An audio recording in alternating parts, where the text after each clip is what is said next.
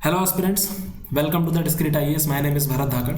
In this video we will discuss the 7 challenges in essay writing कि essay writing में जो 7 challenge हैं वो क्या क्या है। पहला जो हमारा चैलेंज है वो ये है कि हम स्टार्ट कैसे करें। स्टार्ट करने के लिए आपको सबसे पहले ये पता होना चाहिए कि दो तरीके के एसेज होते हैं, एक तो जनरल कैटेगरी का एसे और एक फिलोसॉफिकल कैटेगरी का एसे। फिलोसॉफिकल कैटेगरी का एसे का एग्जांपल एक ये है 2021 में जैसे एक स्टेटमेंट दे दिया था यूपीएससी ने that real is rational and rational is real, इसको जस्टिफाई करो। तो इस तरीके के जो एसेज होते हैं स्टेटमेंट बेस्ड कोड बेस्ड, उनको हम फिलोसॉफिकल एसेज की कैटेगरी में रखते हैं। जनरल एसेज की कैटेगरी में कौन से एसेज होते हैं, जैसे कि एनवायरनमेंट से रिलेटेड कोई ऐसे लिखना हो आपको, ज्योग्राफी या फिर हिस्ट्री या फिर इकोनॉमी से रिलेटेड कोई फैक्ट या फिर डेटा दे दिया हो, उस तरीके से कोई ऐसे आपको बिल्डअप करने के लिए बोला गया हो। फॉर एग्जाम्पल अब चैलेंज ये है दैट फॉर एग्जाम्पल अगर एनवायरनमेंट से रिलेटेड कोई अगर आप ऐसे लिखते हैं तो आप क्या लिखेंगे, Kyoto protocol, Montreal protocol, ozone, Paris climate agreement, घूम फिर के इन्हीं पॉइंट्स के अराउंड में आप अपने पॉइंट्स बिल्डअप कराएंगे।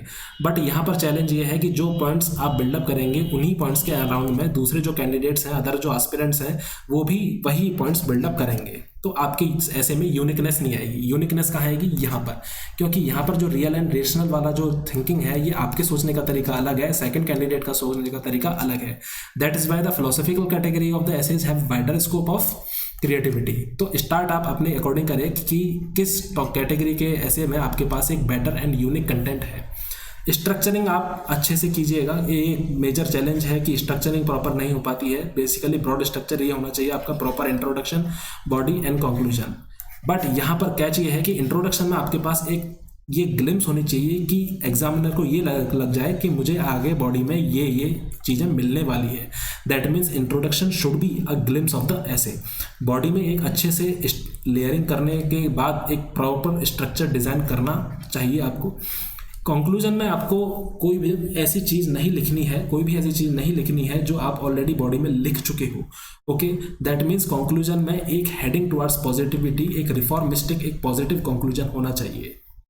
स्टाइल के लिए एग्जाम्पल का मैं एक ट्रेन का एग्जाम्पल लूँगा, ट्रेन का, ठीक है। जैसे ट्रेन में सबसे पहले इंजन होता है, फिर कोच होते हैं। ओके, तो स्टाइल का मतलब ये होता है कि जब आप कोचेस का डिस्ट्रीब्यूशन करें, दैट मीन्स जब आप डायमेंशन का डिस्ट्रीब्यूशन करें, पॉलिटिकल, इकोनॉमिकल, सोशल, इस तरीके से का, तो इनमें जब एग्जामिनर जंप करे पॉलिटिकल डायमेंशन पढ़ने के बाद जब वो इकोनॉमिक डायमेंशन पर आए और इकोनॉमिक डायमेंशन पढ़ने के बाद जब वो सोशल डायमेंशन पर आए, तो उसे ऐसा नहीं लगना चाहिए कि मैं कुछ सेग्रीगेटेड चीज़ पढ़ रहा हूँ, सेग्रीगेटेड कंटेंट है, ऐसा नहीं लगना चाहिए। एक फ्लो होना चाहिए, एक स्ट्रीमलाइनिटी होनी चाहिए आपके ऐसे में।